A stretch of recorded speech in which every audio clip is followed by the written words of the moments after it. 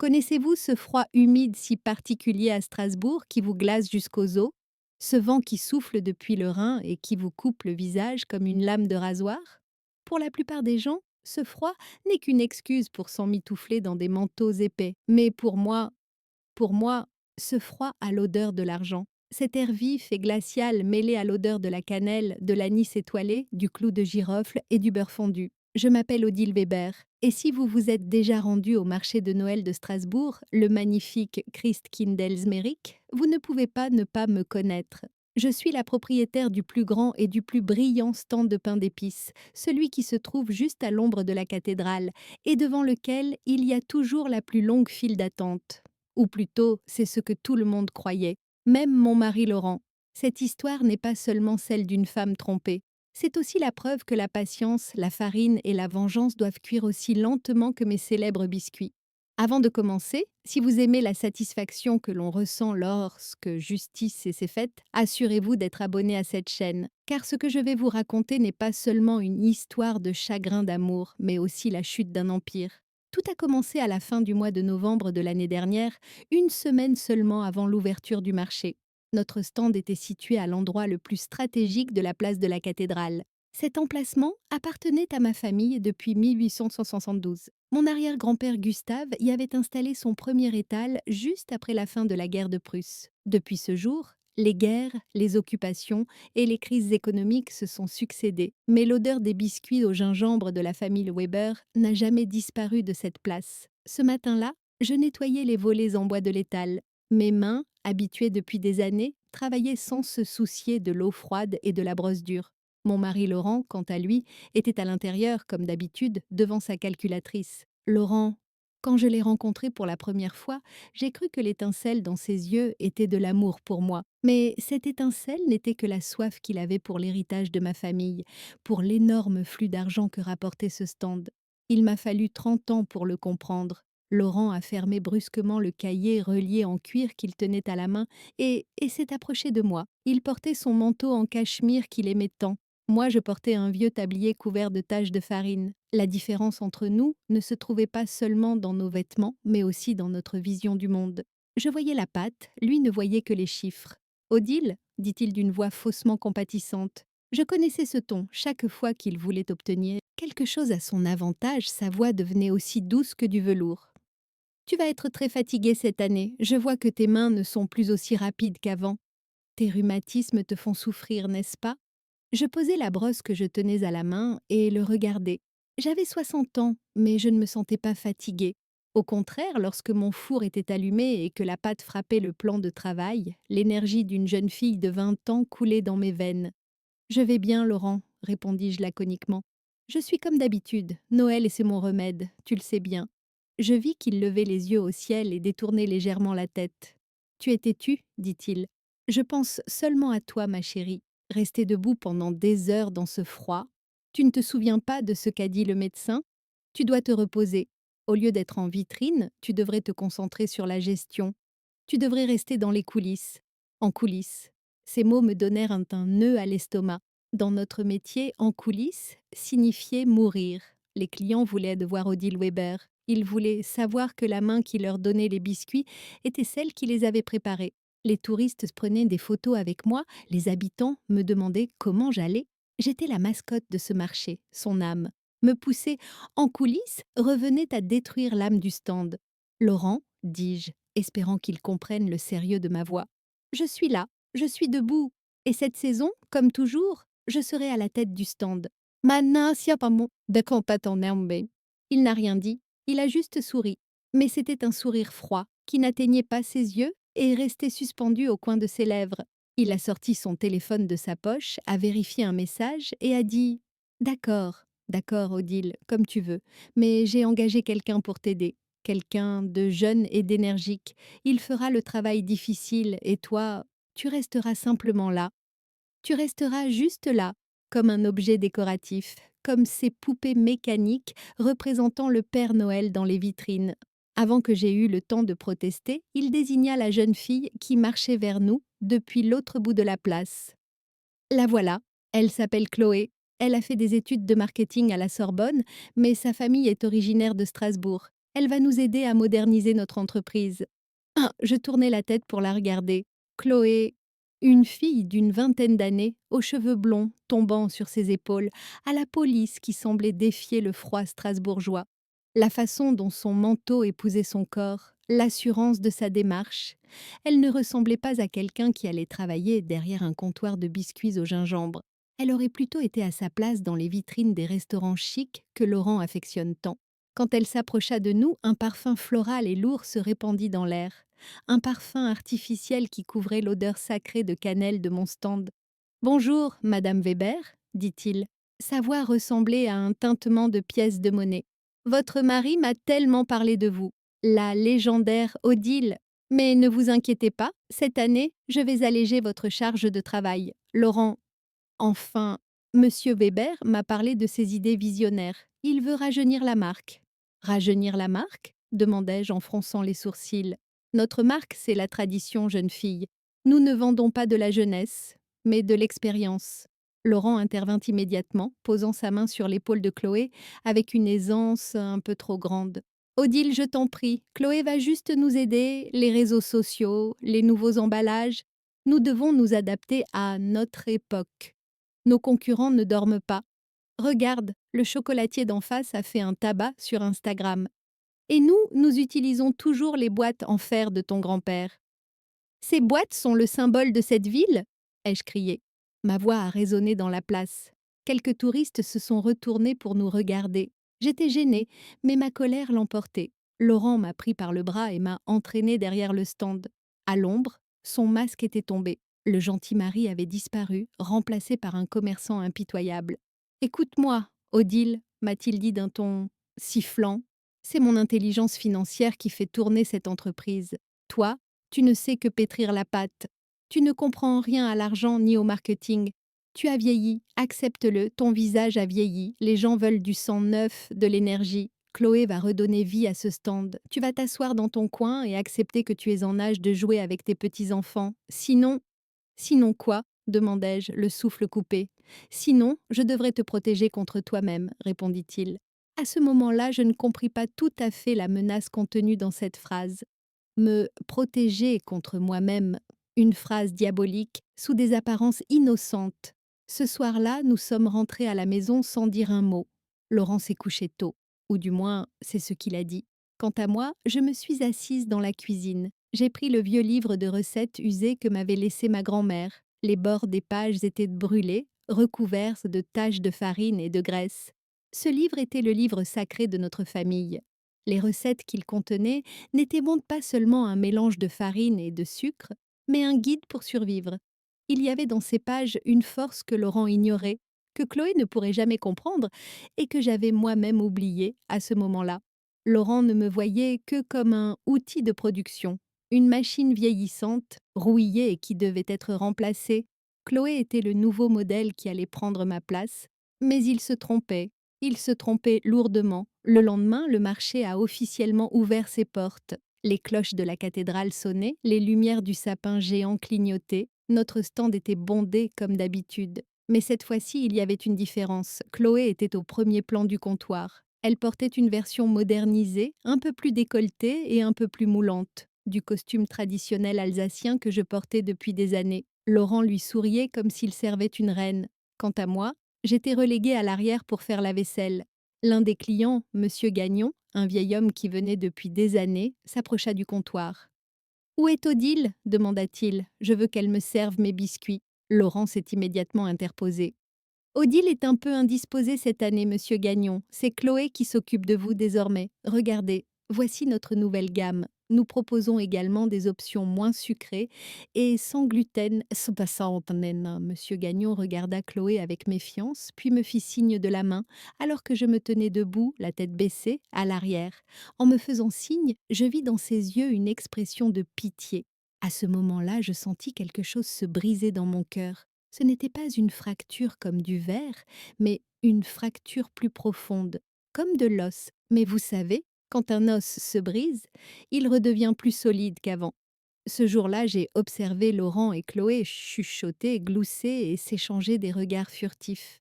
Il était évident qu'ils n'étaient pas seulement collègues, et que l'alchimie entre eux n'était pas seulement une stratégie marketing. Mon mari m'effaçait sous mes yeux pour me remplacer par une version plus jeune et plus brillante de moi-même. Et il pensait que je ne dirais rien, que je me retirerais dans mon coin et accepterais mon sort. Parce que pour eux, je n'étais qu'Odile, une femme âgée et fatiguée. Mais ils se trompaient sur un point. Je n'étais pas seulement Odile, j'étais une Weber. Et nous, les Weber, nous n'avions pas peur du feu. Nous nous nourrissions du feu. Ce soir-là, alors que je récupérais le rapport de fin de journée de la caisse, j'ai surpris une conversation téléphonique de Laurent. Il était derrière le dépôt, il avait baissé la voix, mais les murs en bois étaient fins.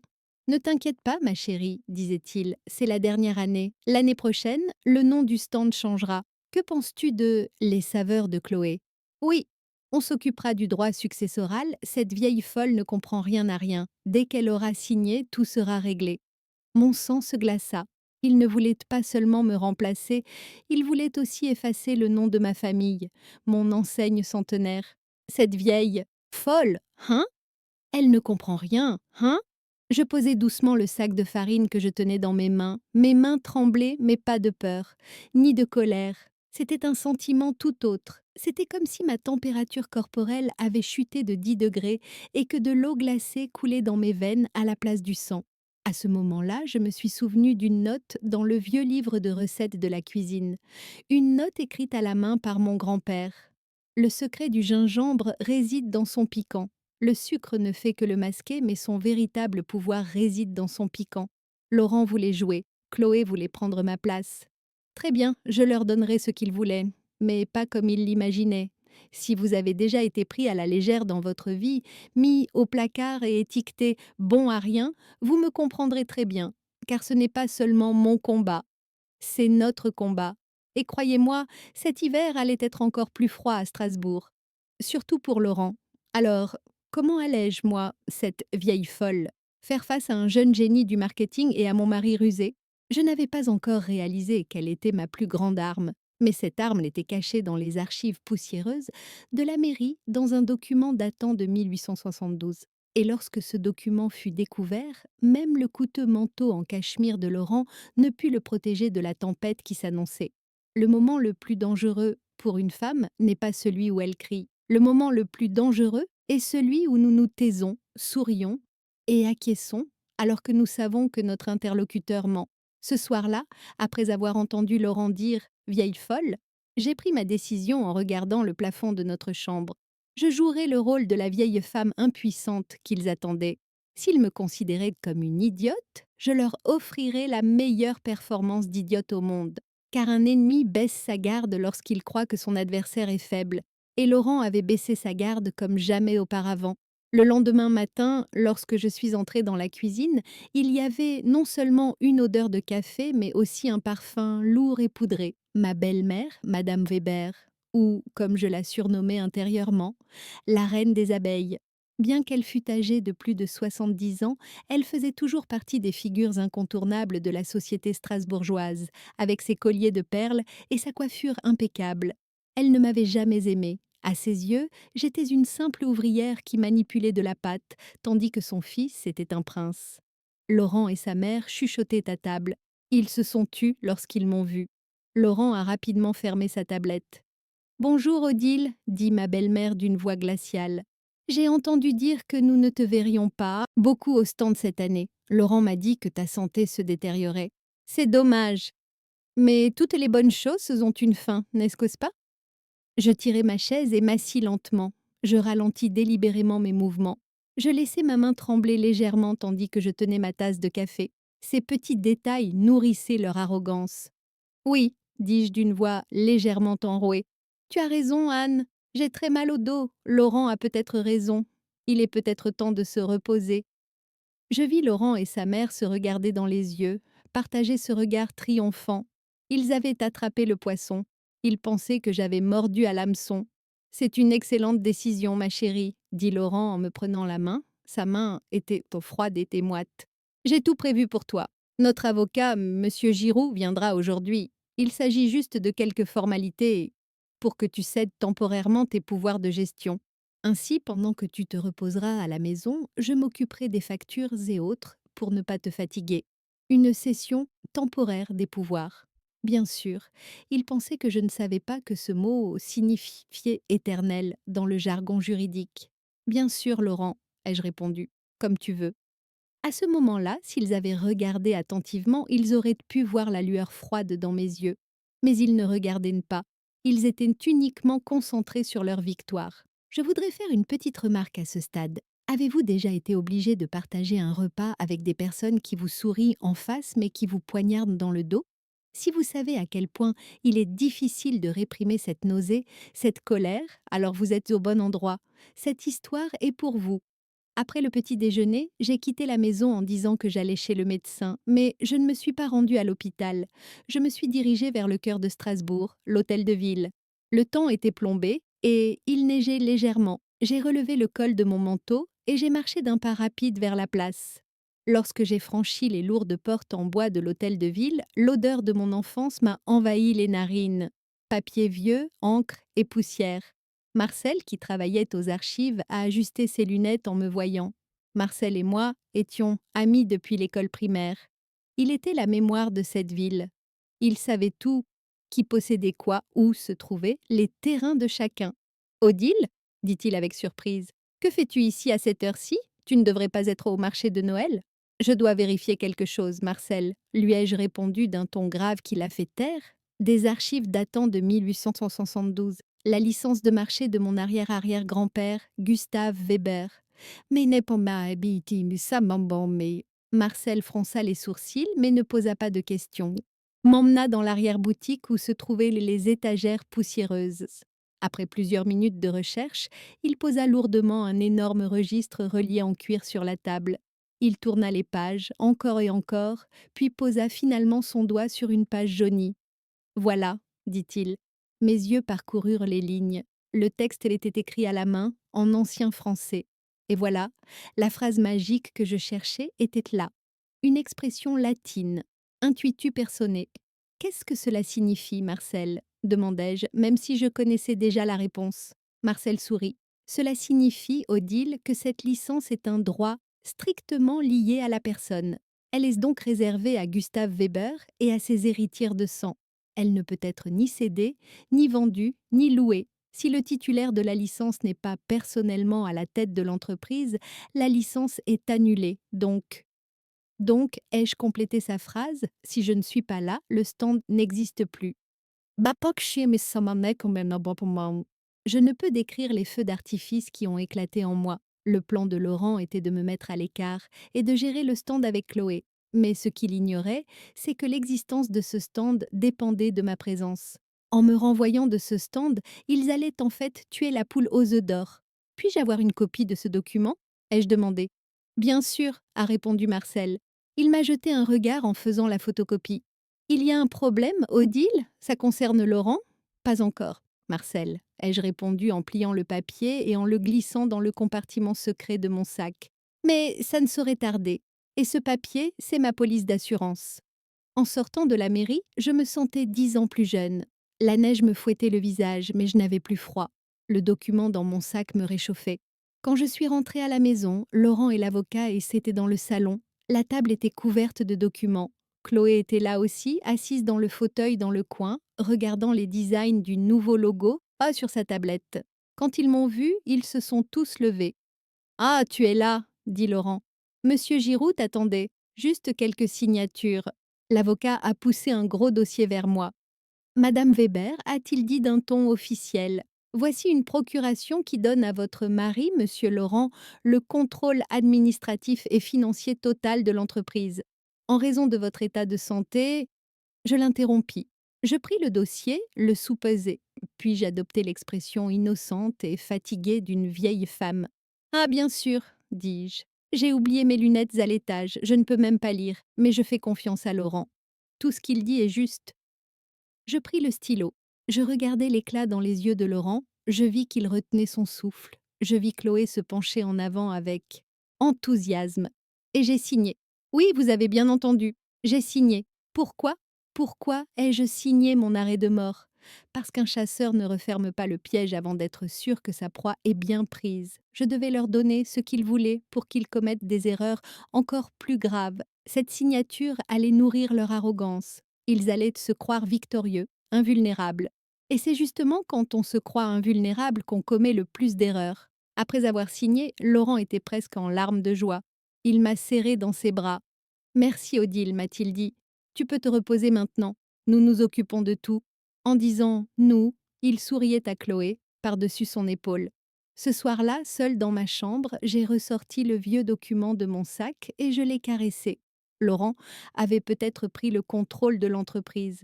Il pouvait contrôler les comptes bancaires, les fournisseurs, mais j'avais entre les mains la clé qui allait mettre fin à tout ce jeu. Mais je ne le savais pas encore. Les plans de Laurent ne se limitaient pas à m'éloigner du stand. En signant cette procuration, je n'avais pas seulement mis en danger mes pouvoirs, mais bien plus encore ma sécurité. Et l'obsession de Laurent pour la réduction des coûts était sur le point de mettre en danger non seulement notre travail, mais aussi la vie d'innocents. La semaine suivante, avant de voir les sacs de farine arriver à l'entrepôt, je ne pouvais même pas imaginer à quel point la trahison pouvait être bon marché. Les gens pensent généralement que l'argent fait teinter les pièces. Mais le véritable bruit de l'argent, c'est la baisse de qualité. C'est le tissu qui s'affine, le goût gras d'un chocolat qui reste dans la bouche ou, dans notre cas, l'odeur fraîche et terreuse de la farine qui laisse place à une odeur de moisi. Une semaine après avoir signé la procuration, la première et la plus fatale des mesures du plan de réduction des coûts de Laurent a été mise en œuvre dans notre entrepôt. C'était tôt le matin, le jour n'était pas encore levé. Le camion qui s'est garé devant la porte arrière n'était pas le camion de livraison de la boulangerie de Jean-Pierre, avec lequel nous travaillions habituellement.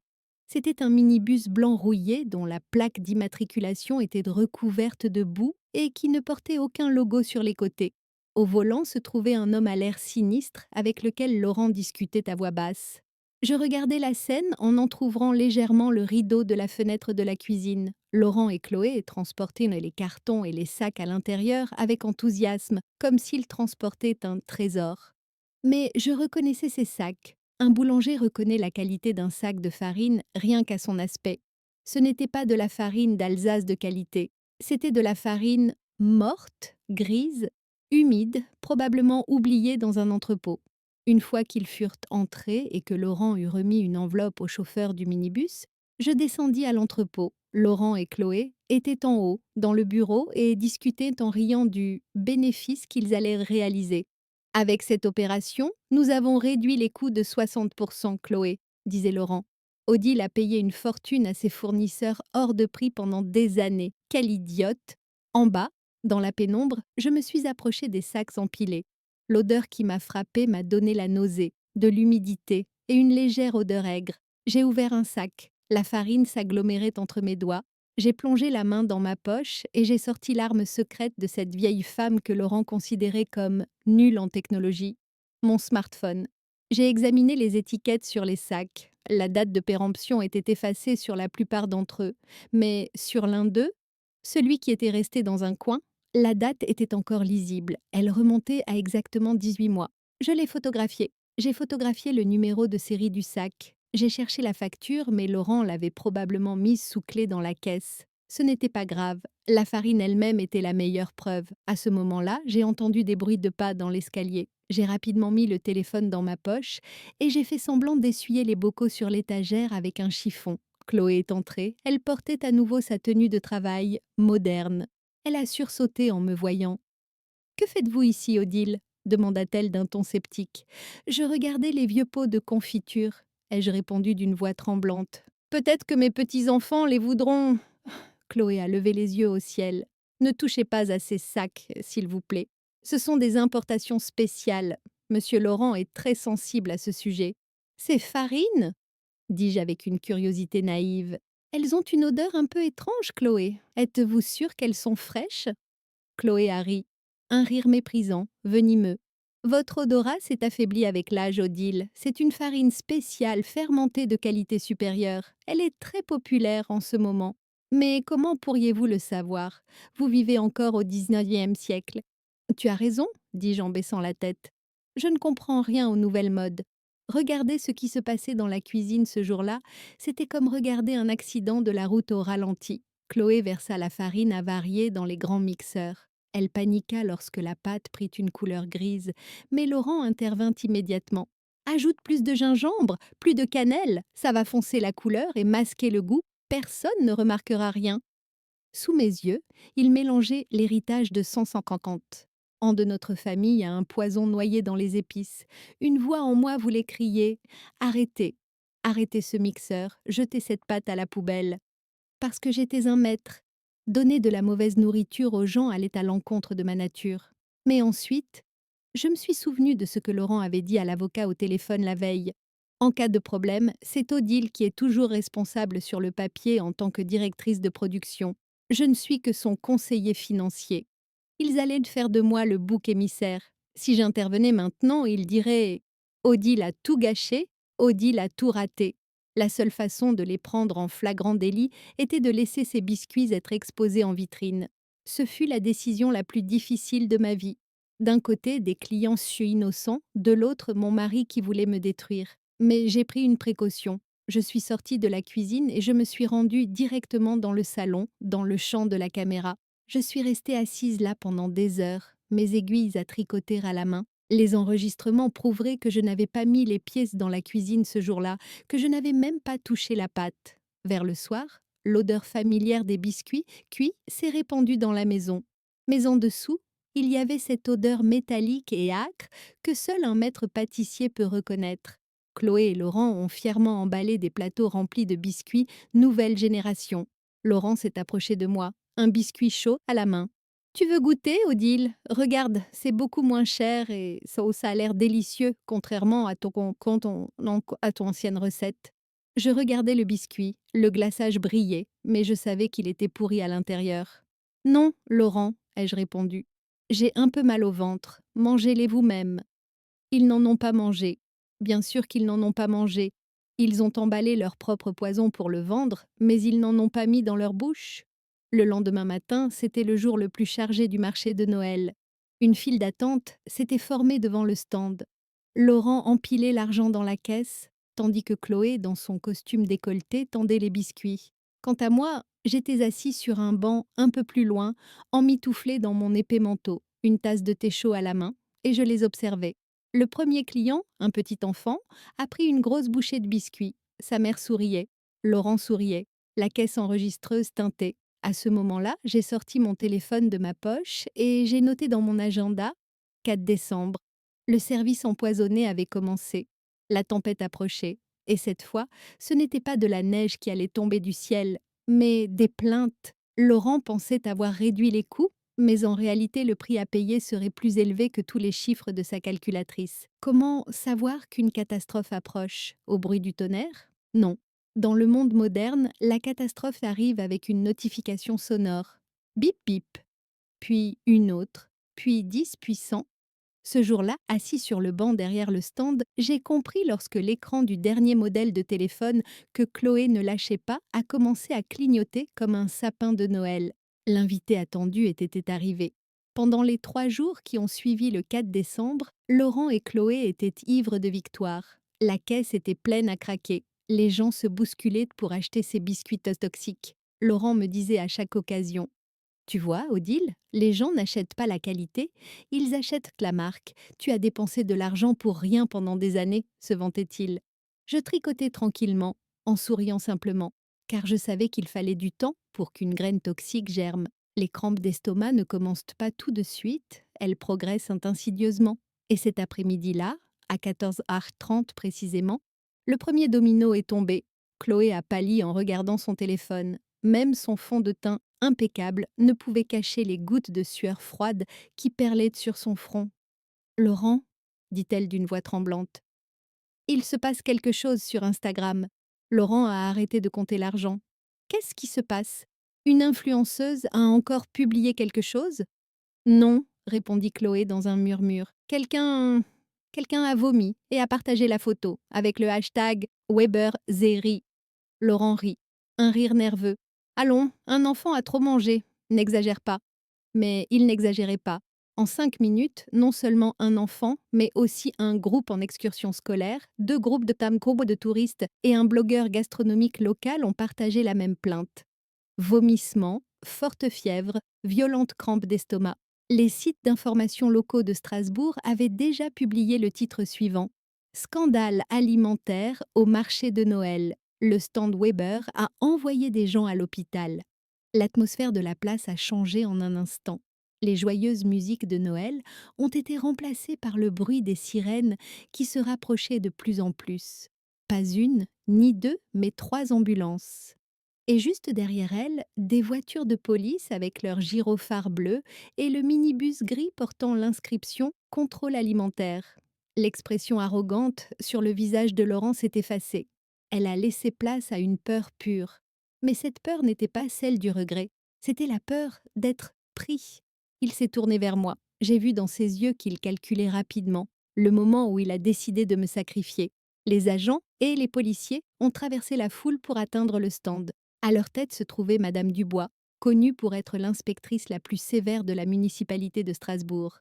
Arrêtez la musique, a crié Madame Dubois. La vente est suspendue, que personne ne bouge. Laurent, tel un acteur prêt à monter sur scène, ajusta sa veste et s'avança. Madame l'agent, que se passe-t-il? C'est scandaleux, dit-il avec une fausse colère. Un scandale? Madame Dubois montra sa tablette à Laurent. Plus de 40 cas d'intoxication ont été signalés jusqu'à présent, monsieur Weber. Ils ont tous un point commun, vos biscuits. Nous allons prélever des échantillons et sceller l'entrepôt.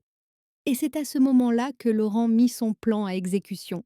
Il tourna les yeux vers moi et pointa son doigt vers moi comme une lance accusatrice. « Je le savais !» s'écria-t-il. Sa voix était si forte que toute la place l'entendit. « Je le savais, je t'avais dit de ne pas utiliser ces ingrédients, Odile. » La foule se tourna vers moi, sous le choc. Moi, la vieille femme assise sur le banc, avec ses aiguilles à tricoter, je me levai en feignant la surprise. « Laurent, que dis-tu » Laurent jouait désormais la carte de la police. « Madame l'agent, je vous jure que je n'étais pas au courant. Ma femme, ma pauvre femme !» Sa voix tremblait. Il versait des larmes de crocodile. « C'est la vieillesse. Elle a des symptômes de démence. La semaine dernière, quand elle est entrée dans la cuisine, j'ai remarqué qu'elle utilisait de la farine périmée au lieu de la jeter, mais je pensais l'en avoir empêchée. Elle a dû le faire en cachette. Je m'occupe uniquement des finances. La cuisine est entièrement sous sa responsabilité. » Chloé entra immédiatement dans son rôle. « Oui, oui, je l'ai prévenue, mais elle ne m'a pas écoutée. Elle n'arrêtait pas de dire « Les anciennes méthodes sont toujours les meilleures. » La foule a commencé à chuchoter. « C'est dommage, cette femme est folle. Que peut faire son mari ?» Madame Dubois se tourna vers moi. Son regard était sévère. « Madame Weber, est-ce vrai? Êtes-vous responsable de la production ?» C'était mon moment. Je devais jouer mon rôle. Je me suis frotté les mains sur mon tablier. J'ai baissé les yeux. J'ai pris une voix tremblante et effrayée. Je voulais juste préserver la recette familiale, ai-je dit. Peut-être ai-je pris le mauvais sac. Je ne vois plus très bien. » Je vis les épaules de Laurent se détendre. J'avais avoué, j'avais endossé la responsabilité. Il m'avait poussé dans le piège qu'il avait lui-même tendu et j'étais tombée. C'est ce qu'il croyait. Mais mon aveu n'était pas une défaite, c'était une invitation. « Très bien, » dit Madame Dubois. « Conformément à la procédure, nous fermons le stand. Une enquête va être ouverte. Les échantillons seront envoyés au laboratoire. »« bien sûr !» s'est exclamé Laurent avec enthousiasme. « Faites ce qu'il faut. Interrogez même ma femme. Elle devrait peut-être être hospitalisée. Il serait plus sûr pour la société qu'elle soit placée sous surveillance. » Il prévoyait de me faire interner dans un hôpital psychiatrique avec une camisole de force. Ainsi, il prendrait le contrôle total de l'entreprise et jouerait le rôle du massé tu mari victime.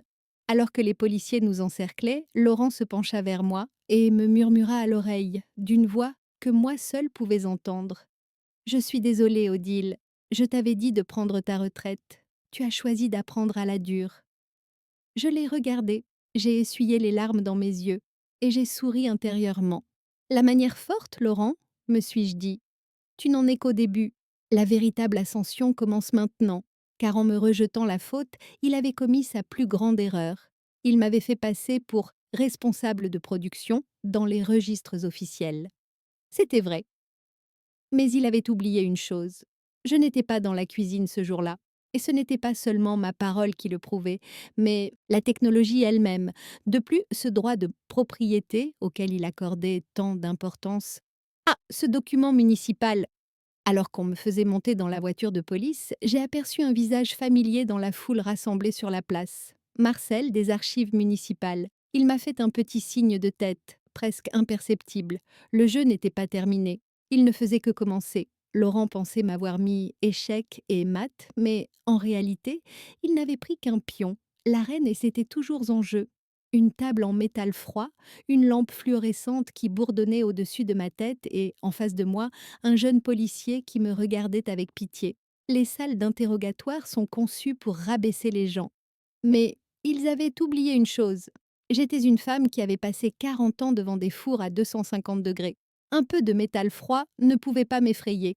Laurent était probablement chez lui en ce moment, en train de sabrer le champagne avec Chloé et de célébrer le fait de s'être débarrassé du problème, c'est-à-dire moi. Il pensait qu'ils allaient m'envoyer dans un hôpital psychiatrique ou en prison et qu'il aurait la place pour lui qui tout seul. La porte s'ouvrit et le commissaire Ambre entra. Il avait l'air fatigué. Il jeta le dossier sur la table.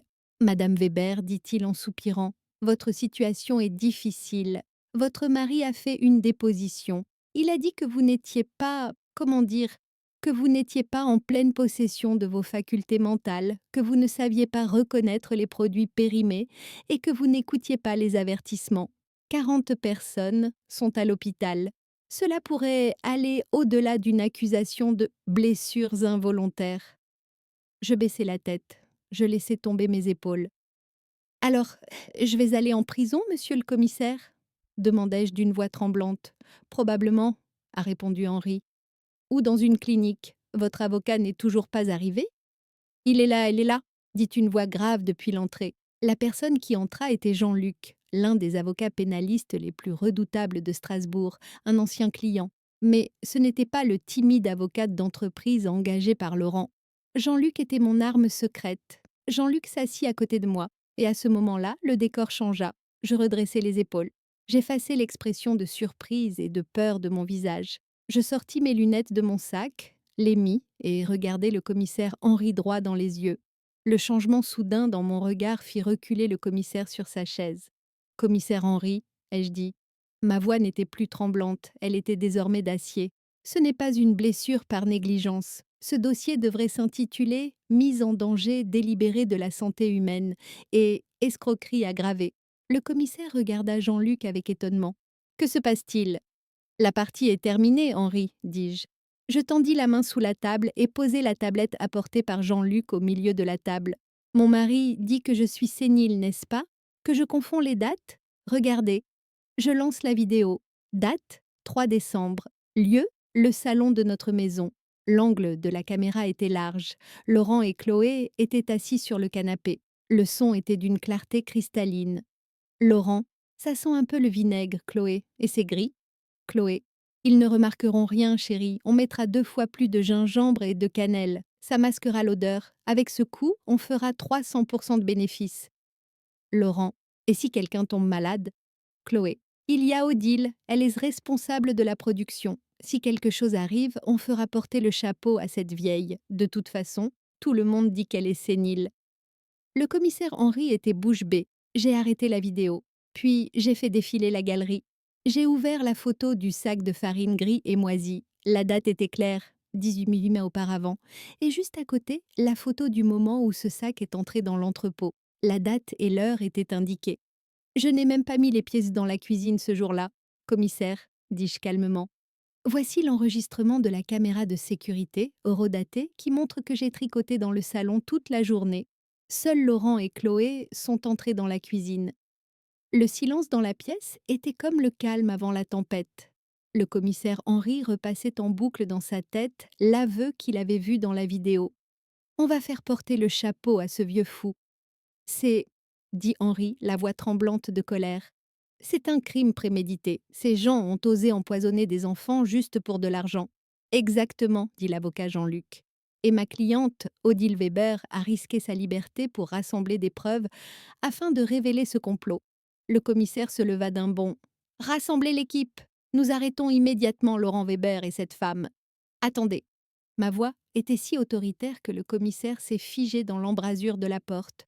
Si vous les arrêtez maintenant, dis-je en me levant lentement, Ils ne seront que des criminels. Ils seront libérés sous caution, leurs avocats prolongeront la procédure. Mais moi, je ne veux pas seulement qu'ils aillent en prison, Henri, je veux qu'ils soient détruits. Que proposez-vous, madame Weber? Libérez-moi, ai-je répondu. Qu'ils sachent que je suis libre pour le moment, faute de preuves suffisantes ou en raison d'une décision de jugement sans détention dans le cadre de l'enquête. Qu'ils continuent à croire qu'ils ont gagné. Demain matin, ils ouvriront leur stand. Ils célébreront leur victoire. J'ai sorti de mon sac ce vieux document jauni, celui que j'avais obtenu aux archives municipales, le permis spécial. Demain matin, dis-je en tapant le document sur la table, je me rendrai sur cette place avec le chef de la police municipale de Strasbourg, et je transformerai le pire cauchemar de Laurent en réalité. Je ne me contenterai pas de l'envoyer en prison. Je l'enterrerai avec son argent, sa réputation et son avenir qu'il aime tant. Le commissaire Henri regarda le document, puis me regarda. Un sourire se dessina lentement sur son visage. Il aimait manifestement cette forme de justice sauvage qui ne figure pas dans les livres de droit, mais qui résonne dans les consciences. Très bien, Odile, dit-il, vous êtes libre jusqu'à demain. Mais demain à midi, je serai devant ce stand avec mes policiers. Faites votre show, puis nous l'emballerons et l'emporterons. Il était minuit quand je suis sortie du commissariat. Il faisait un froid glacial, mais j'étais en feu. J'ai allumé mon téléphone. Laurent m'avait appelé 10 fois sans réponse. Il avait probablement appelé pour jouer le rôle du package mari désolé, ou peut-être pour savoir dans quelle prison j'avais été envoyée. Je ne lui ai pas envoyé de message. Je ne l'ai pas appelé. Je ne suis pas rentrée chez moi. J'ai passé la nuit sur le canapé du bureau de Jean-Luc. Avant de m'endormir, j'ai réfléchi à la tenue que j'allais porter le lendemain matin. Devais-je m'habiller en noir? Non. Le noir est la couleur du deuil. Je n'étais pas en deuil. J'étais un bourreau et les bourreaux portaient des tenues de cérémonie pour accomplir leur travail. Demain, je porterai mon plus beau manteau rouge, car demain serait le jour où l'empire de Laurent Weber perdrait son sang. Si vous avez regardé cette vidéo jusqu'ici, sachez ceci. La justice est parfois lente, mais lorsqu'elle arrive, elle rend compte au centime près. Si vous aussi vous êtes curieux de connaître le grand final de demain, l'apocalypse qui va se dérouler sur cette place, n'oubliez pas d'aimer la vidéo avant de passer à l'étape suivante, car ce que vous allez voir va vous faire fondre le cœur. Le lendemain matin, lorsque l'ombre gigantesque et gothique de la cathédrale de Strasbourg s'est projetée sur la place, j'étais déjà prêt. J'ai regardé mon reflet dans le miroir. La vieille femme fragile, effrayée et arthritique de la veille avait disparu. À sa place, il y avait une femme avec du rouge à lèvres rouges sur les lèvres, un manteau en cachemire rouge sang et un regard glacial. Laurent m'avait interdit de porter ce manteau il y a 5 ans, me disant « N'essaie pas de paraître jeune, c'est trop voyant ». Aujourd'hui, ce manteau était mon armure de combat. Nous nous sommes retrouvés à 11h45 devant la mairie. À mes côtés, il n'y avait pas seulement le commissaire Henri, mais aussi le chef de la police municipale de Strasbourg, monsieur Bernard, et 2 autres fonctionnaires qui portaient une mallette scellée. Êtes-vous prête, madame Weber? Demanda monsieur Bernard. J'ai pris une profonde inspiration. J'ai respiré l'air froid, le parfum de la victoire imminente. Plus que jamais, ai-je répondu. Alors que nous marchions vers la place, les murmures de la foule nous précédaient comme une vague. Les gens s'écartaient pour nous laisser passer. Je marchais non pas comme une criminelle, mais comme une reine revenant d'exil. Lorsque nous arrivâmes sur la place, je vis notre stand. Notre stand. Mais il ne me semblait plus nôtre. Laurent avait réussi, après la descente de police de la veille, à faire rouvrir le stand, probablement grâce à des pots de vin ou à des mensonges sur un malentendu. Il avait dû obtenir une autorisation temporaire du type « l'enquête se poursuit, mais les ventes peuvent continuer ». Comme c'était prévisible. Chloé était derrière le comptoir. Ce jour-là, elle portait l'une de ces coiffes blanches traditionnelles que je lui avais mises sur la tête. Mais elle semblait la porter comme un accessoire, de manière provocante. Laurent, quant à lui, se tenait près de la caisse et expliquait quelque chose avec enthousiasme à un groupe de touristes. Je pouvais entendre leur rire d'ici. Ils disaient probablement un malheureux accident. Ma femme est un peu indisposée, nous avons tout réglé. Lorsque les cloches de la cathédrale sonnèrent de midi, je me suis approchée du stand. Chloé fut la première à me remarquer. Le plateau de biscuits qu'elle tenait dans ses mains faillit tomber par terre. Son regard se posa sur mon manteau rouge, puis se porta sur les hommes en uniforme qui se tenaient à côté de moi. Elle donna un coup de coude à Laurent. Laurent s'est retourné. En me voyant, son visage a affiché un instant de surprise, mais il s'est rapidement repris. Il a affiché son célèbre sourire artificiel. Il jouait avec la foule. Odile s'écria-t-il en ouvrant les bras. Ma chérie, tu es libre. Dieu merci, j'ai demandé à notre avocat de venir te chercher immédiatement, mais il fit un mouvement pour m'embrasser. Ne me touche pas, Laurent, dis-je. Ma voix n'était pas forte, mais elle était si tranchante et claire que la foule autour de nous se tut instantanément. Les touristes baissèrent sans que leurs appareils photo. La musique sembla s'arrêter net. Laurent s'est arrêté. Chérie, qu'est-ce que tu dis? Devant tout le monde. Je ne suis pas venue ici pour être ta chérie, à Laurent, ai-je dit en articulant chaque mot. Je suis venue ici pour te dire au revoir. Laurent a ri d'un rire nerveux. Me dire au revoir? Odile, je crois que tu n'as pas pris tes médicaments. Rentre chez toi, repose-toi. Chloé et moi, on s'occupe de tout. Regarde, tout va bien. Le chef de la police, monsieur Bernard, s'avança. Monsieur Weber? Dit-il d'un ton officiel. Nous ne sommes pas d'accord avec vous quand vous dites que tout va bien. Dji. Laurent, lui, lança un regard hautain. Qui êtes-vous? Si c'est à propos de l'empoisonnement d'hier, mon avocat a déjà fait les déclarations nécessaires. Des poursuites ont déjà été engagées contre le personnel coupable, c'est-à-dire ma femme. Mettons comment c'est maman. C'est à ce moment où l'arrogance atteint son paroxysme, où la chute sera la plus dure. Je sortis le document de mon sac. Ce document datait de mise sur papier jaune et je le posai doucement sur le comptoir, juste à côté des biscuits empoisonnés. Qu'est-ce que c'est? Demanda Laurent en regardant le papier avec dégoût. C'est, ai-je répondu en souriant, la déclaration de ta faillite, Laurent. Lis-la. Laurent prit le papier, ses yeux parcoururent les lignes. Au début, il ne comprit pas, puis ses sourcils se froncèrent. Ensuite, ses mains qui tenaient le papier se mirent à trembler, son visage pâlit. C'est impossible, murmura-t-il. C'est trop vieux, ça ne peut pas avoir de valeur. C'est une décision qui est en vigueur depuis 150 ans, monsieur Weber, dit le chef de la police municipale. Selon le règlement municipal de Strasbourg, cette licence commerciale sur la place historique est liée à la personne, c'est-à-dire intuitu personae. La titulaire de la licence est Odile Weber, et si la titulaire de la licence quitte la direction de l'entreprise ou tente de la céder, le chef sortit le ruban adhésif de scellage qu'il tenait à la main. La licence est immédiatement révoquée et cet espace revient à la municipalité. Chloé intervint d'une voix aiguë. Qu'est-ce que vous racontez? Nous avons un bail?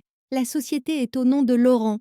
Je me suis tournée vers Bonna et lui ai donné la réponse la plus satisfaisante de ma vie. La société Laurent peut être à vous, jeune fille. Ces boîtes de conserve, cette farine racise, ces faux logos, tout cela peut être à vous. Mais l'emplacement de ce stand, ce terrain, cette autorisation, cet héritage, tout cela m'appartient, et je retire mon autorisation. Le brouhaha de la foule s'intensifia. Laurent froissa le papier qu'il tenait dans sa main. Tu ne peux pas faire ça, Odile, tu es folle.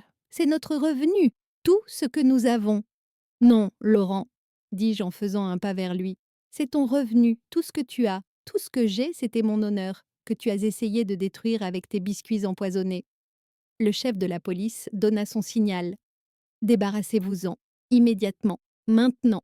Et à ce moment-là, des applaudissements ont éclaté sur la place. D'abord une personne, puis 5, puis une centaine. Les gens applaudissaient le rugissement d'Odile, cette femme discrète qu'ils connaissaient depuis des années. Mais le cauchemar de Laurent ne faisait que commencer, car la perte de son stand n'était qu'un avant-goût de ce qui l'attendait. Il allait maintenant devoir faire face à l'enquête de la police sur son génie financier, auquel il faisait tant confiance. Et dans la foule, il n'avait même pas encore remarqué les policiers en civil qui attendaient, menottes à la main. Si vous voulez connaître le vrai caractère d'une personne, ne lui donnez pas de pouvoir. Retirez-lui soudainement le pouvoir qu'elle détient. Au moment où Laurent a pris le bout de papier qu'il tenait dans sa main, c'est-à-dire le document annulant sa licence, et l'a froissé, son masque est tombé. Alors que les agents de police baissaient les volets du stand, Laurent était devenu fou.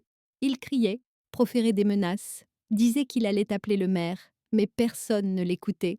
La foule regardait l'homme qu'elle avait autrefois connu comme un homme d'affaires respectable se transformer en un hooligan désespéré. À ce moment-là, les 2 policiers en civil sortirent de la foule. Avec leurs vestes sombres et leurs visages sérieux, ils contrastaient avec l'ambiance joyeuse du marché de Noël. Lorsqu'ils arrivèrent traînassant si près de Laurent, l'un d'eux lui montra sa carte d'identité.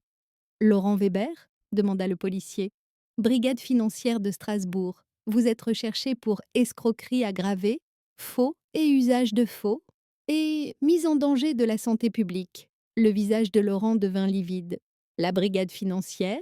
Mais il ne s'agit que de quelques biscuits périmés. Si seulement c'était le cas, monsieur Weber, répondit le policier. Mais les transferts bancaires inexpliqués d'un montant de 1,25 million d'euros sur vos comptes communs et vos sociétés écrans montrent que l'affaire est plus grave que de simples biscuits.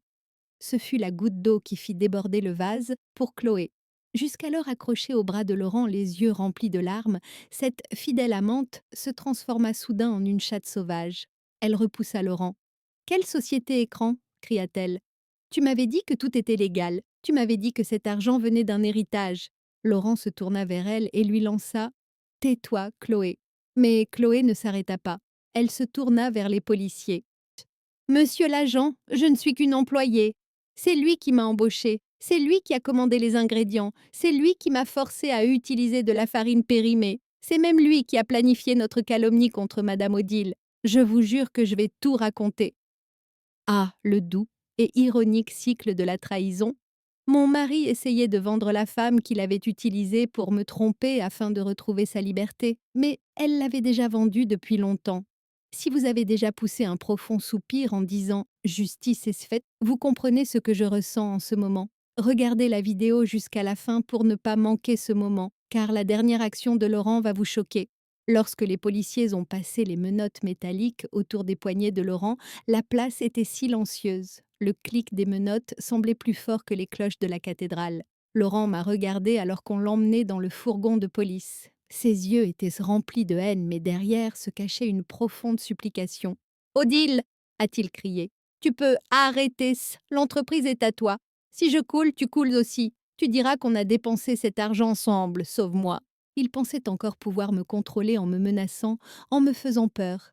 Je me suis approchée de lui. Les policiers ont marqué une pause pour nous laisser parler. Je m'approchai de son visage. L'odeur de son parfum coûteux, qu'il aimait tant, se mêlait désormais à celle de la sueur aigre de la peur. « Tu te trompes, Laurent, dis-je calmement. Je ne coulerai pas, parce que j'ai gelé les comptes que tu appelles tes comptes écrans il y a 6 mois, avec l'aide de mon avocat Jean-Luc. Tu pensais retirer de l'argent de ces comptes, mais en réalité, la banque a marqué toutes tes transactions comme suspectes et les a conservées dans un pool. Cet argent est en sécurité, sous ma garde. » Ses yeux s'écarquillèrent sans « Tu sais ce que je vais faire de cet argent ?» Ai-je poursuivi. « Je vais liquider cette entreprise honteuse qui porte ton nom et dépenser chaque centime pour le traitement et l'indemnisation de ces enfants que tu as empoisonnés. Tu es un démon, dit-il en crachant ses mots. Non, mon cher, dis-je en souriant. Je ne suis qu'un boulanger. Et toi, tu as trop fait lever la patte. Maintenant, tu as explosé. Les policiers l'ont fait monter dans le véhicule. Chloé, tandis qu'on la faisait monter dans l'autre véhicule, me suppliait. « Madame Odile, aidez-moi, je vous en prie. Je suis jeune, on m'a trompée. » Je ne lui ai même pas répondu. La jeunesse n'est pas une excuse pour la bêtise et la méchanceté. Les voitures s'éloignèrent en faisant retentir leurs sirènes. Le silence qui régnait sur la place fit lentement place à des chuchotements, puis au brouhaha de la vie normale. Le chef de la police municipale s'est approché de moi. « Toutes mes condoléances, Madame Weber. Le stand est désormais fermé. Que voulez-vous faire de la licence? Devons-nous l'annuler ?» J'ai regardé mon stand. Cette structure en bois vieille de 150 ans. Les biscuits toxiques qu'elle contenait. « Non, répondis-je. Videz complètement ce stand. Désinfectez-le. Enlevez cette enseigne. Demain, nous accrocherons une nouvelle enseigne ici. » Mamat. « Oh, quelle enseigne ?» demanda Amir. J'ai sorti de mon sac un croquis de logo que j'avais dessiné à la main. Contrairement au design sophistiqué, moderne et sans âme de Laurent, c'était un logo simple, écrit à la main. Chez Odile, 1872. Un véritable comptoir Weber, libéré de l'ombre de mon mari, ai-je dit. Quand je suis rentrée chez moi ce soir-là, la maison était vide. Les affaires de Laurent, un châle que Chloé avait oublié, tout était là, mais cette atmosphère étouffante avait disparu. Pour la première fois, cette grande maison ne me semblait plus être une prison, mais un château fort.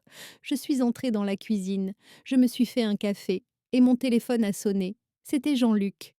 Odile, dit-il d'une voix joyeuse, j'ai des nouvelles de la brigade financière. Ils ont trouvé le coffre-fort secret de Laurent. Devine ce qu'il y avait dedans? Quoi? Le titre de propriété de la maison qu'il a hypothéquée en imitant ta signature et des billets aller simple, pour Panama, pour 2 personnes. Date, demain matin. Date ça quand c'est pas maman, c'est maman dit. J'ai raccroché. La chaleur de la tasse de café dans ma main se répandait dans mes doigts, tandis que je regardais la neige tomber par la fenêtre. Si je n'avais pas trouvé ce document ce jour-là, si je n'avais pas vérifié ce sac de farine, demain matin, je me serais réveillée dans cette maison, sans le sou, endettée et abandonnée. Laurent et Chloé, eux, seraient en train de siroter des cocktails au Panama. Mais maintenant, ils allaient passer la nuit dans une cellule froide, à se rejeter la faute l'un sur l'autre. Quant à moi, je m'apprêtais à commencer une nouvelle vie chez moi, selon mes propres règles. Mais l'histoire ne s'arrête pas là, car il est facile de détruire un empire. Le plus difficile est de sortir indemne des décombres. Laurent était peut-être en prison, mais qu'en serait-il des dettes qu'il avait laissées derrière lui et, surtout, de la réputation ternie de la famille Weber? Le public pourrait-il encore faire confiance à mes biscuits? Le lendemain, lorsque j'ouvris mon stand, le spectacle qui s'offrit à moi me montra que ma victoire ne serait pas aussi facile que je l'avais imaginé. Quand un verre se brise, on peut recoller les morceaux. Mais la fissure reste toujours visible. Il en va de même pour la réputation. Laurent et Chloé avaient été emprisonnés, justice avait été faite, mais les dégâts qu'ils avaient causés étaient bien plus importants que je ne l'avais imaginé. Le lendemain matin, lorsque j'ai rouvert mon stand avec l'enseigne chez Odile, ce n'étaient pas des applaudissements qui m'attendaient sur la place, mais un silence glacial. Mon étal était impeccable. J'avais retiré les décorations bon marché et tape à l'œil de Laurent et les avais remplacées par mes nappes en dentelle blanche immaculée. Dans la vitrine, il y avait des biscuits frais, encore fumants, que j'avais préparés avec de la vraie farine et du vrai miel. Mais personne ne s'approchait. Les gens passaient devant moi en détournant la tête. Je pouvais entendre leurs chuchotements. C'est encore ouvert ici? Ce n'est pas l'endroit qui empoisonne les enfants? On dit que cette femme est innocente, mais je ne lui fais pas confiance. Une mère a éloigné son petit enfant qui regardait la vitrine avec enthousiasme en le tirant par le bras. Non, mon chéri, on ne mange pas là-bas. C'est sale. Ce mot, sale. Mon héritage familial vieux de 150 ans avait été réduit à ce mot en un seul jour. À ce moment-là, j'ai voulu tuer Laurent.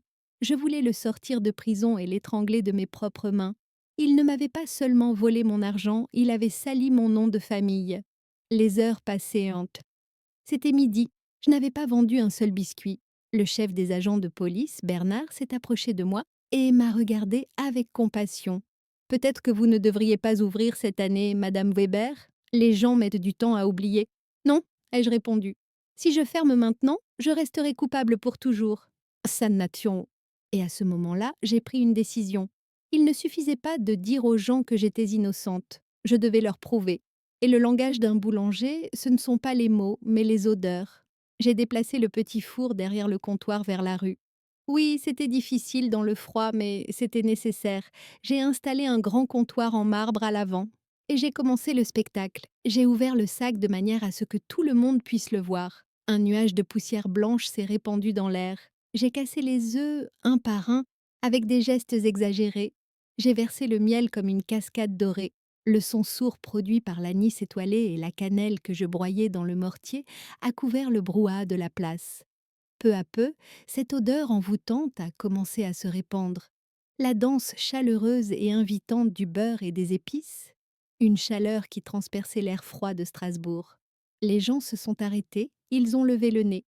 Cette odeur étouffait la peur du poison, car le poison n'avait pas d'odeur, mais l'amour en avait une, et j'ai ajouté à cette pâte non seulement des ingrédients, mais aussi 40 ans d'amour. Si vous aussi vous faites votre travail avec amour et croyez que la qualité n'est jamais le fruit du hasard, aimez cette vidéo. Car ce qui va se passer dans quelques instants est la victoire du travail. Lorsque j'ai sorti la première plaque du four, alors que la fumée s'échappait, j'ai aperçu un visage familier au premier rang de la foule. Monsieur Gagnon, ce client âgé que Laurent avait renvoyé au début. Il s'est approché en s'appuyant sur sa canne. Tout le monde retenait son souffle. Odile, dit-il d'une voix tremblante, cette odeur me rappelle mon enfance. J'ai pris un biscuit chaud sur le plateau. Je le lui ai tendu, non pas contre de l'argent, mais en guise d'offrande. Je vous en prie, monsieur Gagnon, c'est pour vous. Il prit le biscuit, il mordit dedans, il ferma les yeux. Le sourire qui se dessina sur son visage eut plus d'effet que 1000 décisions de justice et 100 communiqués de presse. Voilà, s'écria-t-il en se tournant vers la foule, voilà le biscuit d'Odile, pas le plastique de ces imposteurs. Celui-ci est authentique. Et le barrage a cédé. D'abord un couple de touristes, puis une mère tirant son enfant par la main, puis d'autres. Les gens ont commencé à faire la queue, pas pour payer, mais simplement pour dire bonjour. Je leur donnais des biscuits, ils me rendaient de ma confiance. J'ai pétri la pâte sans m'arrêter jusqu'au soir. J'avais mal au bras, mais mon cœur était léger comme un oiseau. La caisse commençait à se remplir. La marque chez Odile renaissait de ses cendres ce jour-là, sur cette place. Le soir, après avoir salué le dernier client et baissé le rideau, je me sentais comme la femme la plus forte du monde. Laurent n'avait pas réussi à m'achever. Le peuple ne m'avait pas rayé de la carte. Mais vous savez, la vie est comme un combat de boxe. C'est quand vous baissez votre garde que vous recevez le coup le plus dur. Alors que je rangeais mes affaires avec joie, un coursier à moto noire s'est arrêté devant le stand. Madame Odile Weber? C'est moi. J'ai une notification pour vous. Vous devez la signer. J'ai signé. J'ai ouvert l'enveloppe. À l'intérieur, il y avait un document officiel portant le logo de la banque.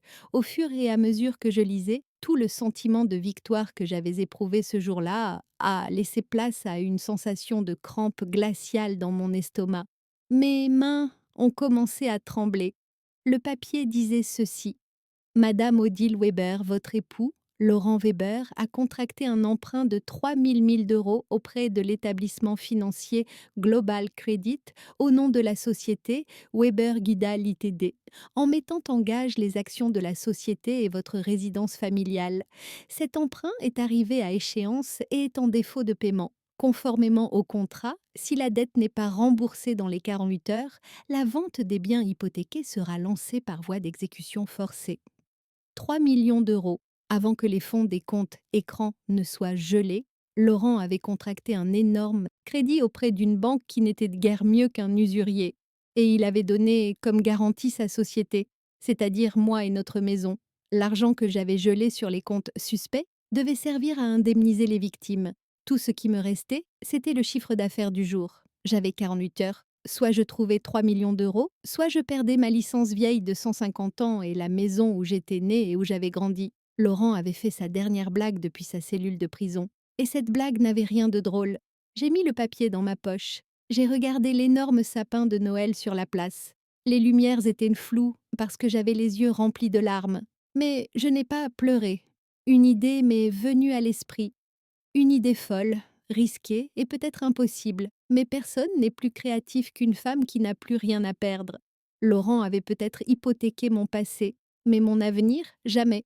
Le lendemain, j'allais lancer une campagne sans précédent à Strasbourg. Ce ne serait pas seulement une vente, ce serait une révolution. Quand on est au bord du précipice, il est trop tard pour regarder en bas et avoir peur. La seule chose à faire, ce n'est pas de prier pour que des ailes vous poussent, c'est de les créer à partir de votre propre chair et de vos propres os. Aux premières lueurs du jour, j'ai accroché sur mon stand une banderole d'une taille jamais vue jusqu'alors. Elle ne comportait ni mots fleuris ni slogan marketing. Seul y figurait, écrit à la peinture noire, un chiffre clair et une phrase. Objectif 3000 Pandila Bidon 36 EO. Durée 48 heures.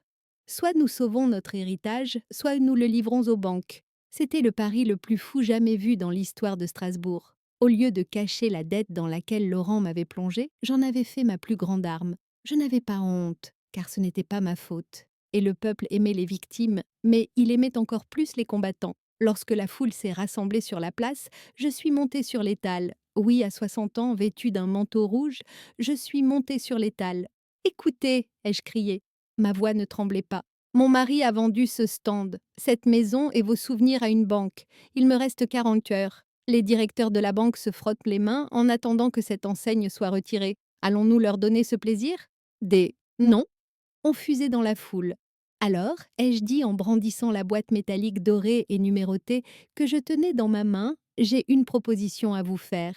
Cette boîte que vous voyez dans ma main fait partie de la série L'oiseau de feu d'Odile. Elle ne contient pas seulement des biscuits. Il contient le certificat de partenariat fondateur de la pâtisserie que je vais créer à l'avenir. Le prix de cette boîte est de 1 000 euros. Une vague de choc se propagea dans la foule. 1 000 euros, c'était de la folie pour une boîte de biscuits. Oui, c'est cher, ai-je répondu. Mais en achetant cette boîte aujourd'hui, vous n'achetez pas seulement des biscuits, vous achetez l'honneur de cette ville. Et je vous promets ceci, tous ceux qui possèdent ce certificat pourront boire gratuitement leur café dans mon magasin jusqu'à leur mort et recevront chaque Noël une boîte spéciale chez eux. Je porterai toute ma vie sur mes épaules celui qui m'a sauvé aujourd'hui. Il y eut un silence. Un long silence tendu. Au coin de la place, 2 avocats en costume noir riaient avec mépris. Pauvres femmes, les entendais-je dire. Et puis, un jeune étudiant s'avança parmi la foule. Son manteau était usé. Il sortit des pièces froissées de sa poche. Je n'ai pas même 1 000 euros, Madame Odile, dit-il.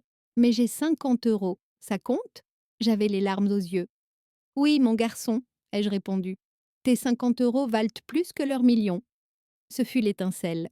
Immédiatement après, le chef du restaurant le plus célèbre de Strasbourg s'effrayait un chemin à travers la foule. Donne-moi 10 boîtes, Odile, a-t-il crié. Le vrai goût ne doit pas disparaître de cette ville. Puis un autre, puis un autre. À ce moment-là, j'ai pris l'arme des réseaux sociaux que Chloé ne lâchait pas. J'ai allumé mon téléphone et je suis passée en direct. Nous sommes actuellement sur la place de Strasbourg, ai-je dit à la caméra. Les avocats de la banque nous surveillent, mais nous sommes solidaires. Laurent Weber pensait nous avoir coulés, mais il n'a fait que nous unir. Si vous croyez vous aussi au pouvoir de l'union contre l'injustice, partagez ces tours histoire, car ce n'est pas seulement mon histoire, c'est l'histoire de nous tous. Au fil des heures, la place s'est transformée en bourse. Les gens affluaient non seulement de Strasbourg, mais aussi des villes environnantes. La diffusion en direct était devenue virale. Il y avait même des gens venus de Kehl, à la frontière allemande. Nous devons aider cette femme, disait-il. Le soir venu, il y avait 1,2 million d'euros dans la caisse. C'était formidable, mais insuffisant. Il nous manquait encore 1,8 million et il ne nous restait que 24 heures. L'avocat de la banque s'est approché du stand. C'était un beau spectacle, madame, a-t-il dit. Mais les mathématiques ne sont pas une question de sentiment. Si la totalité de la somme n'est pas versée demain midi, nous fermerons boutique. Oh, je n'ai pas dormi cette nuit-là. J'ai pétri la pâte et préparé les boîtes jusqu'au petit matin. Mais l'espoir qui m'animait s'éteignait peu à peu, comme le feu d'un four. 1,8 million d'euros. Il était impossible de trouver une telle somme en une journée. Le matin arriva. Il ne restait plus que 4 heures. La place était bondée, mais l'atmosphère était tendue. Le monde attendait un miracle. Quant à moi, je me préparais à dire adieu. À ce moment-là, une luxueuse berline noire s'est arrêtée sur la place. Le chauffeur a ouvert la porte et une vieille dame est descendue, appuyée sur sa canne. C'était Madame Rothschild, la matriarche de la famille la plus riche et la plus recluse de la ville. Personne ne l'avait vue dehors depuis des années. Elle s'est approchée lentement du stand. Les avocats de la banque ont boutonné leurs vestes et se sont inclinés respectueusement. Elle ne les a même pas regardés. Elle m'a regardé droit dans les yeux. « Votre mari, dit-elle d'une voix chevrotante mais forte, a essayé de vendre à mon petit-fils ses biscuits empoisonnés. Mon petit-fils a passé plusieurs jours à l'hôpital. Mais mon cœur s'est arrêté de battre. Je pensais qu'il venait me réprimander. Mais toi, dit-il en tendant sa main gantée, toi, tu as su mise en jeu non pas ta fortune, mais ta réputation pour réparer cette erreur. C'est quelque chose de rare à notre époque. Il a sorti un chéquier de son sac. De ses mains tremblantes, il a signé un chèque et l'a posé sur le comptoir. Le solde de ta dette, dit-il. Maman, masma dette, dit-il. Ne considère pas cela comme un don, Odile. C'est un investissement, en échange de 10% des parts de la nouvelle chaîne que tu vas créer. Je n'en croyais pas mes yeux. J'ai regardé le montant inscrit sur le chèque. 800 000 euros. Mais madame, balbutiai-je. Tais-toi, dit-elle, et renvoie ces banquiers. Il me gêne la vue. Je n'oublierai jamais l'expression sur le visage des avocates de la banque. Lorsque je leur ai jeté le chèque au visage, le bruit du papier a résonné comme une gifle. C'est fini, ai-je dit. Sortez de mon stand, sortez de ma ville. Les applaudissements qui ont éclaté sur la place ont peut-être même fait trembler les fondations de la cathédrale de Strasbourg. Les gens s'embrassaient, pleuraient et scandaient Odile, Odile. Quant à moi, je me suis effondrée derrière mon étal et j'ai pleuré à chaudes larmes, de joie, de fatigue, de soulagement. Laurent avait perdu, la banque avait perdu, le mal avait perdu, nous avions gagné. Mais cette phrase de Madame Rothschild, la nouvelle chaîne que vous allez créer, à ce moment-là, cela ne m'avait semblé qu'une simple phrase. Pourtant, ce chèque n'avait pas seulement remboursé ma dette. Ce chèque était la première pierre de l'empire chez Odile, qui allait s'étendre à toute la France l'année suivante. Pouvez-vous imaginer l'expression de son visage lorsqu'il a appris la nouvelle dans sa cellule de prison? Moi, je peux. Et croyez-moi, cette image est encore plus savoureuse que le plus délicieux des biscuits. Et maintenant, c'est l'heure de la finale. Êtes-vous prêts à découvrir ce qui s'est passé un an plus tard, le sort de Laurent, et comment je suis passée du statut de vieille bonne à rien à celui de reine? Car la fin de l'histoire est bien plus que le ils vécurent heureux et eurent beaucoup d'enfants des contes de fées. Savez-vous ce qui reste lorsque le feu de la vengeance s'éteint? Pas seulement des cendres. Si vous êtes intelligent, il reste une base solide, cuite à la chaleur de ce feu. Un an s'est écoulé. Je suis actuellement assise à mon bureau en acajou, dans mon nouveau siège social situé dans la rue des Grandes Arcades, la rue la plus animée de Strasbourg. Quand je regarde par la fenêtre, je vois non seulement la neige tomber, mais aussi l'enseigne de l'immense bâtiment en face de nous. Chez Odile Eco. Oui, nous ne sommes plus seulement un stand. Grâce à l'investissement de Madame Rothschild et aux 1200 associés populaires qui m'ont fait confiance ce jour-là, nous sommes aujourd'hui la chaîne de pâtisserie traditionnelle qui connaît la plus forte croissance en France. Nous avons ouvert des succursales à Paris, Lyon et Bordeaux. Mais notre cœur est toujours ici, à Strasbourg. Chaque matin, à 8 heures, ce jeune étudiant, celui qui m'a donné les 50 derniers euros qu'il avait dans sa poche, vient dans ma boutique. Il n'est plus étudiant, mais directeur marketing. Et il me fait un clin d'œil en buvant son café. Ces 50 euros représentent aujourd'hui 0,5% des parts de l'entreprise et valent plus de 50 000 euros. La justice, ce n'est pas seulement punir, c'est aussi récompenser. Et les autres, Laurent et Chloé? Ah, je sais que vous vous posez des questions à leur sujet. La semaine dernière, mon avocat Jean-Luc et moi-même nous sommes rendus à la prison de Mulhouse, pas pour voir Laurent mais pour obtenir la dernière signature du protocole de divorce. Il m'attendait dans la salle de visite. Ses manteaux, en cachemire coûteux, avaient disparu, remplacés par un uniforme de prisonnier gris pâle. Ses cheveux étaient tombés, son visage était affaissé. Mais le plus douloureux était que son regard arrogant avait laissé place à une résignation éteinte. Comment vas-tu, Laurent? Lui ai-je demandé. Je travaille en cuisine, répondit-il en détournant les yeux. J'épluche des pommes de terre, 12 heures par jour. Quelle ironie cruelle, n'est-ce pas? L'homme qui avait essayé de m'enfermer dans une cuisine pendant des années était désormais obligé d'éplucher des pommes de terre pour gagner sa liberté. Chloé t'écrit? Lui demandai-je, sciemment. Il a laissé échapper un rire amer. Chloé? La semaine où je suis entrée en prison, elle a demandé le divorce. Elle a obtenu une réduction de peine et une libération conditionnelle en prétextant qu'elle avait été trompée. Il paraît qu'elle court maintenant après un riche touriste à Nice. Mais elle a une cicatrice permanente au visage. Elle l'a eue lors d'une bagarre en prison. Ses mains tremblaient lorsqu'il a signé. Il m'a tendu le papier. Odile, murmura-t-il, jour-là, ce jour-là, tu ne connaissais vraiment pas la date de péremption de ces farines? Ou bien... J'ai souri, j'ai pris mon sac et je me suis levée. Laurent, dis-je, un magicien ne révèle jamais ses secrets. Mais un boulanger peut te dire ceci. Si la levure de la pâte est mauvaise, peu importe le temps que tu la cuis, le pain ne lèvera pas. Ta levure était mauvaise. En sortant de prison, j'ai pris une profonde inspiration.